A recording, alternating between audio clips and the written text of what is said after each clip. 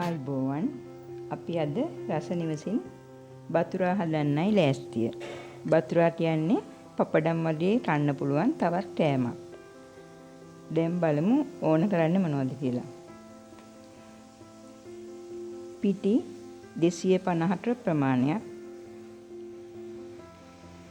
ලුණු කුඩු ටිකක්, පිටි මෝලිය හදාගන්න වතුර,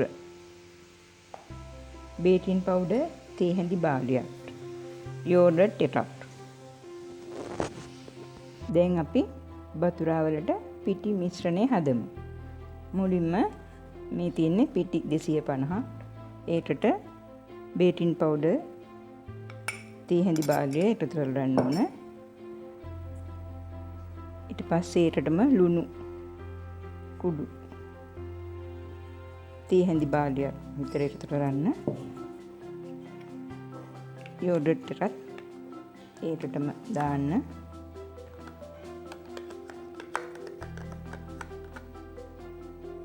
ඊට පස්සේ අපි මේ පිටි ටික වතුර පොඩ මිශ්‍ර කරලා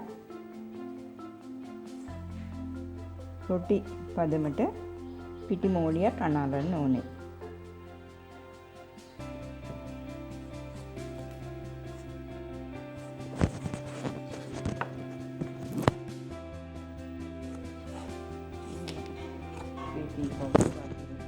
ලුණු යෝගර්ට් එක දාලා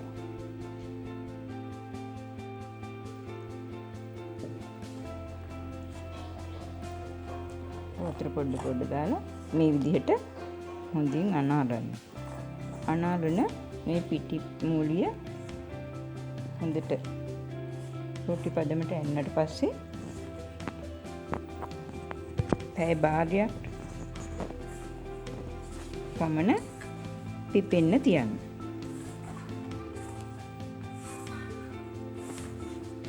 මේ තියෙන්නේ අපි හදාගත්ත පිටි මූලිය. දැන් අපි ඊට පිපිලා තින්නේ මේ විදිහට පොඩි පොඩි ලුලි අරගෙන ඊට පස්සේ මේකට පපඩමක් වගේ හොඳට තුනී කරන්න ඕනේ.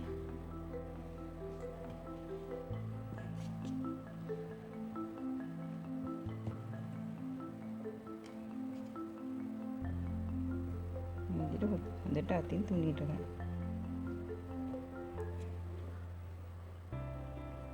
මේ විදිහට අතින් හොඳට තුනී වුණාට පස්සේ අපි මේකට රෙඹුරු තෙලේ බදින්න ඕනේ. රෙඹුරු තෙලේ බදින්න ඕන රෙඹුරු තෙලට දී පොඩ්ඩකට එකතු කරන්න. එළව තෙල් පොඩ්ඩක් ඒකට එකතු කරලා බදින්න. මේ තියෙන්නේ හොඳින් තුනී කරාට පස්සේ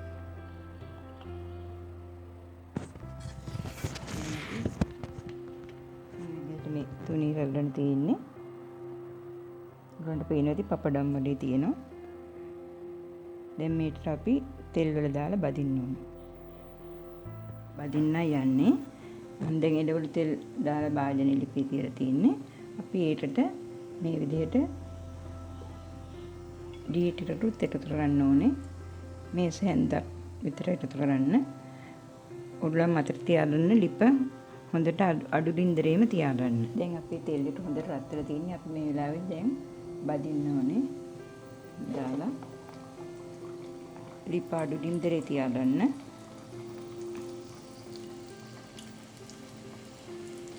උඩරන්ට පේනවා ඇති මෙහෙම පපඩම් වලේ හොඳට බුබුලු දාලා බෙදිලා ඉනවා.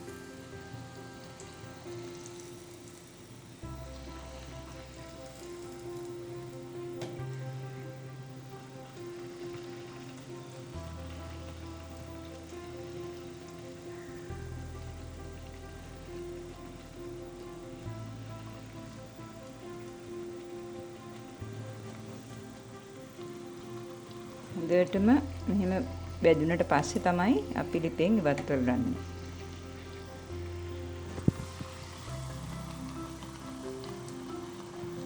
තියෙන්නේ අද අපි රස නිවසින් නැදුව බතුරා.